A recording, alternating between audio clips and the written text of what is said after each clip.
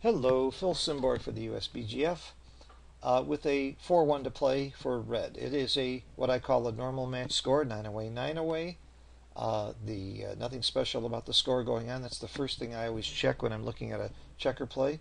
By the way, Extreme Gammon shows it 9 away, 9 away. If you right click, you can show it as the absolute score, but I like to keep the away score.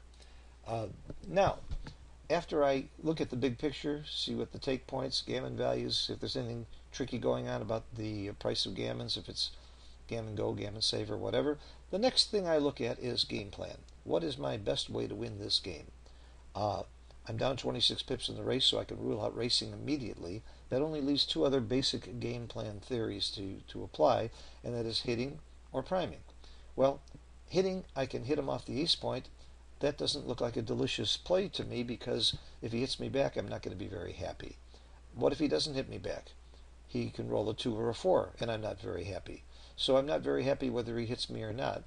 By the way, he's got 27 numbers to come in. How do I know that? There are 3 numbers covered. 3 times 3 is 9. I square the number, and 9 from the 36 rolls leaves 27 rolls. So you can quickly compute how often he comes in. So 27 out of 36 is 75% of the time he's coming in when I hit him. I don't really accomplish too much whether he hits me back or not. I can play a priming game. If I can make the bar point, I've got a pretty strong game here. What other play could I make? Well, I can slot the bar and make that 4. I don't think there's any other 4 that makes any sense if I slot the bar and try to make it.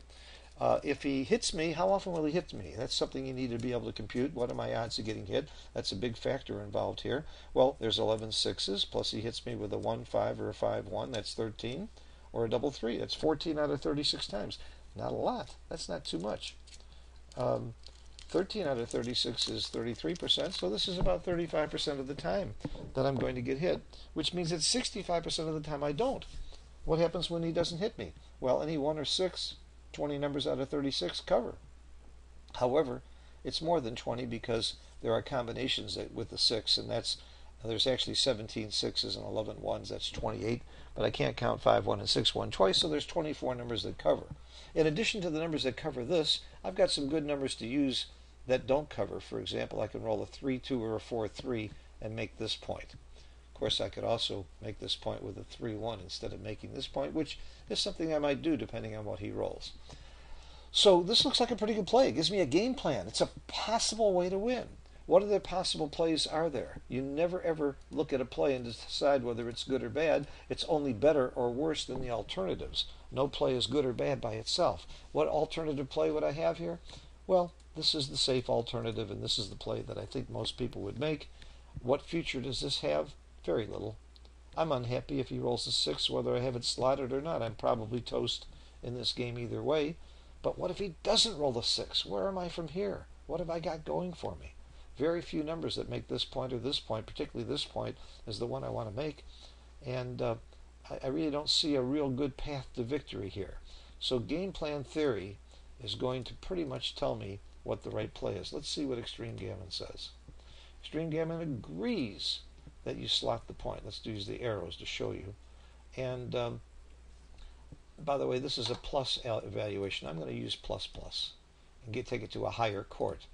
So it's about a 5.5% error to make the quote-unquote safe play. Years ago, when I was in the real estate business, I came up with a list of philosophies that applied to real estate and life, and I added to it because so many of them apply to backgammon. And one of my favorites is sometimes the greatest risk is to take no risk at all.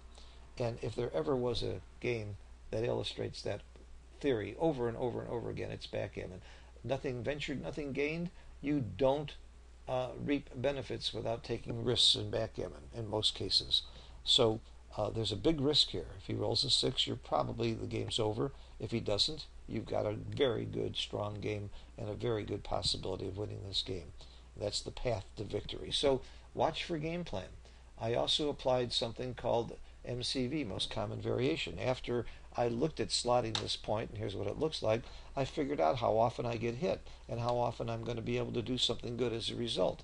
Then I looked at this play and I figured out, let's say he does roll a 6. Well, if he rolled a 6, it didn't matter which play I made because I'm probably toast anyway.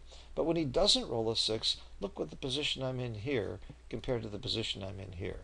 So I'm looking at his next roll and my next roll, and gives me a very, very strong argument for this play. In fact, the argument is so strong, I was shocked that the difference was only 5.5%.